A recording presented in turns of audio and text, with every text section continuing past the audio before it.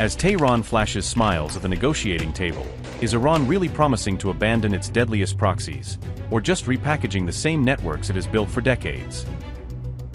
While Trump touts a big win on Iran's proxies, are early red flags already showing that Washington might be taking Tehran's promises far more seriously than they deserve?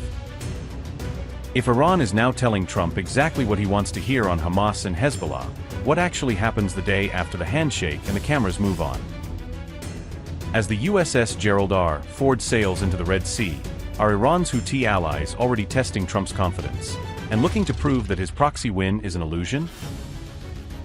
Has Iran effectively lured Trump into sending another carrier into danger waters, turning U.S. naval firepower into a tempting target rather than a simple deterrent? Is Tehran now feeding Trump the perfect sound bites on Hamas and Hezbollah, even as negotiators admit that hard gaps still remain beneath the surface of the talks? On April 17, Trump told CBS that Iran has agreed to everything, claiming that Tehran has even accepted a halt to support for its most important proxy groups. The president went further, asserting that Iran has agreed to stop funding and arming Hamas and Hezbollah as part of the emerging deal. That claim directly touches Israel's core demand, that Iran cut off the money, missiles and training flowing to frontline allies on Israel's borders. But Iran's leadership has not confirmed any such pledge on Hamas or Hezbollah, leaving major doubts about whether Trump's promise exists anywhere outside U.S. talking points. Trump has insisted the deal could be wrapped up in days, saying negotiators may meet again over the weekend to try and close remaining gaps. He also claimed there are no sticking points left, even as U.S. officials quietly warned that serious differences still need to be bridged before anything can be signed. Amid the upbeat rhetoric, the USS Gerald R. Ford has moved into the Red Sea with 2 destroyers in escort, underscoring that hard power is still very much in play.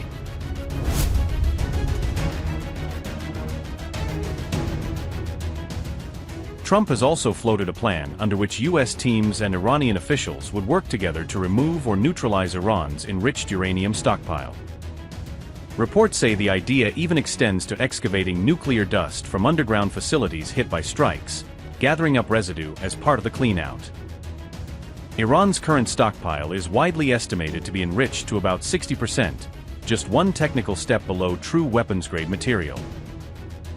Tehran, however, has quickly rejected Trump's uranium narrative, insisting that its enriched stockpiles will not leave Iranian territory under any circumstances.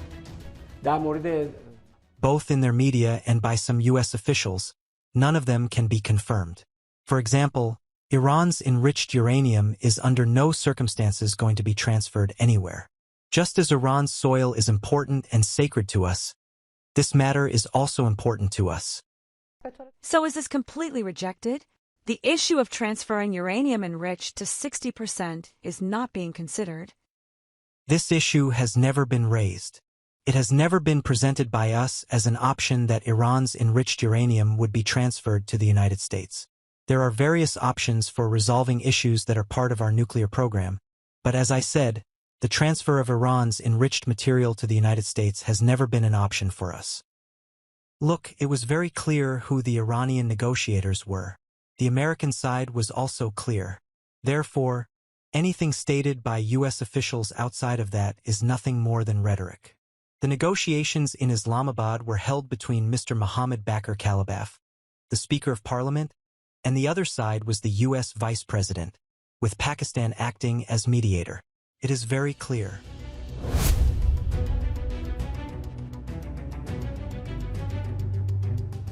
On April 17, Trump declared that the Strait of Hormuz is open, presenting it as a visible sign that his talks with Tehran are bearing fruit. But his flurry of Truth Social posts about Hormuz has angered Iranian officials, who see the messaging as premature chest-thumping that does not match what's on paper. Iran pushed back strongly against U.S. President Donald Trump's rhetoric, rejecting his claims on the Strait of Hormuz and asserting control over the key waterway. Parliament Speaker Mohammad Galibaf dismissed Trump's statements on X, calling them false and misleading. He said Trump made 7 claims within just 1 hour, stressing that none of them reflected the reality on the ground. Mohammad Bagher Galibaf said, and I quote, "The President of the United States made 7 claims in 1 hour, all 7 of which were false. They did not win the war with these lies, and they will certainly not get anywhere in negotiations either." With the continuation of the blockade, the Strait of Hormuz will not remain open.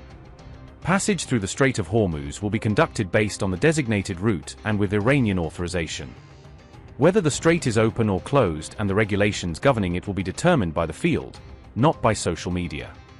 Media warfare and engineering public opinion are an important part of war, and the Iranian nation is not affected by these tricks. Read the real and accurate news of the negotiations in the recent interview of the Foreign Ministry spokesman. Unquote. Trump claimed on Truth Social that Iran had agreed never to close the Strait of Hormuz again, while also asserting that a U.S. naval blockade against Iran would remain fully in force until further notice. U.S. Central Command said its forces could sustain the blockade for as long as necessary, adding that they were closely tracking Iranian maritime activity across ports and shipping routes. CENTCOM further stated that it maintained full surveillance over Iranian naval movements, claiming visibility over every major port and vessel. Trump also suggested that ceasefire negotiations would move quickly, saying most issues between the sides had already been resolved. Mohammad Ghalibaf rejected these assertions, warning that if the U.S. blockade continued, the Strait of Hormuz would not remain open. He emphasized that all passage through the strait would strictly follow routes designated and authorized by Iran's authorities. Ghalibaf further stated that control over the Strait of Hormuz would be determined on the battlefield rather than through statements made on social media.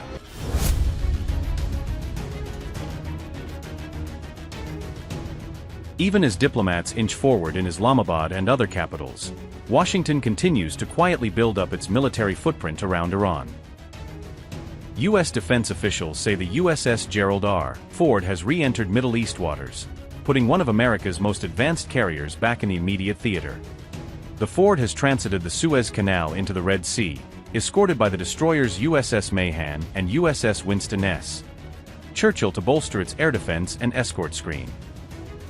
It now joins the USS Abraham Lincoln already stationed in the Arabian Sea, pushing U.S. carrier numbers in the region to levels not seen in years. The USS George H.W. Bush is also heading toward the theater after rounding southern Africa, signaling a prolonged posture of pressure rather than a quick surge. On Friday, Trump reiterated that U.S. strikes on Iran will resume unless a deal is agreed by April 22, tying the countdown on diplomacy directly to the prospect of renewed war. We had some pretty good news 20 minutes ago, but it seems to be going very well in the Middle East with Iran. We'll know over a little period of time. We're negotiating over the weekend. And as you know, we have the blockade. The blockade's been very successful. And of equal success has been the 5 weeks before the blockade. The combination was pretty lethal, I would say.